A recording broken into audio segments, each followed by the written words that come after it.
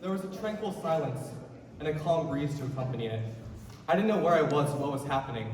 My usually detailed thoughts were suddenly replaced by this strange sense of peace.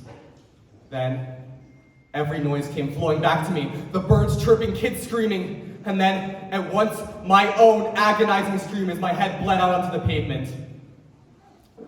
Not to sound like a kid in a YA movie, but you're probably wondering how I ended up in this situation. See, when I was a kid, I craved attention so much. When I wasn't the one always raising my hand in class, I was the one going out for every show and tell, usually to show off a new picture book I wrote. But one of the biggest ways I craved attention was when it came to my older brother. Now, I don't want to call him out by name to direct too much attention his way, when the story is really supposed to be about me. But I will say, his name starts with a K and ends with Aiden.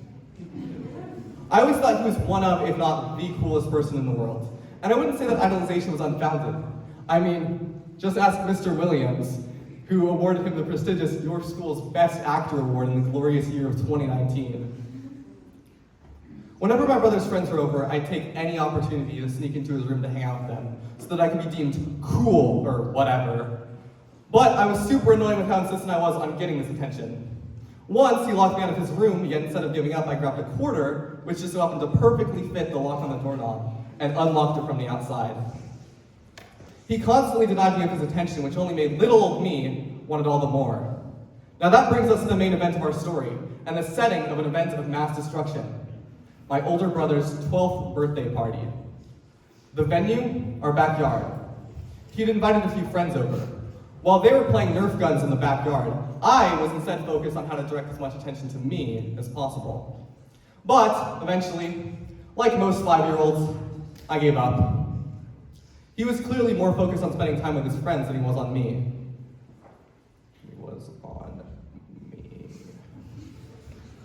He was clearly more focused on spending time with his friends than he was on me. The problem was, now that I was alone with nothing to do, I was left to my own childlike wonders. I was holding one of the balloons from the party in my hand. They didn't have any helium, so they were just boring old air-filled balloons. But I didn't know what helium was, or why they couldn't float.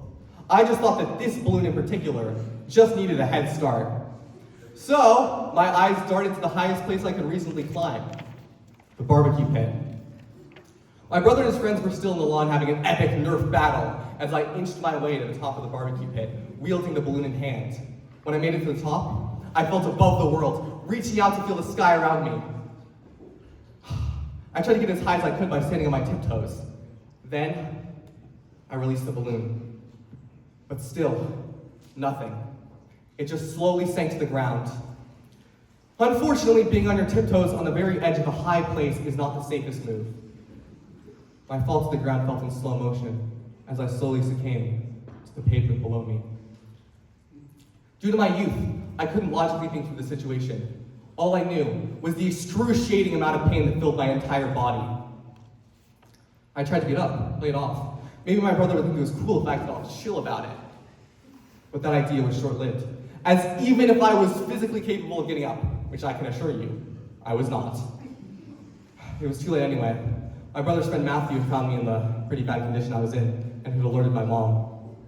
She bolted outside to find me with blood bleeding from the back of my head where it hit the pavement. She rushed me inside and handed me an ice pack. All the while, my brother's friend's parents had begun arriving to pick them up. My mom called 911, and the firemen arrived, which really confused 5-year-old me, since I didn't know they did anything other than put out fires. They looked at my head, talked amongst each other before deciding, you should really go to a hospital. Hey, thanks, firemen. So, my mom drove me, my brother, and for some reason Matthew as well, to the hospital. When we arrived, the verdict among the doctors was unanimous. They had to put staples in my head, which I didn't know was a tool that doctors used. Anyway, I arrived back home with staples in my head and a lollipop in hand. So overall, I'd say it went well. What did I learn from this story? Well, 1, that climbing a barbecue pit can never end well. And 2, that constantly craving attention from others won't get you anywhere in life. Trust me, it's not worth it. And doing crazy elaborate things just because you think it'll make someone think you're the littlest bit cooler is one of the stupidest ideas I've ever heard of. Thank you.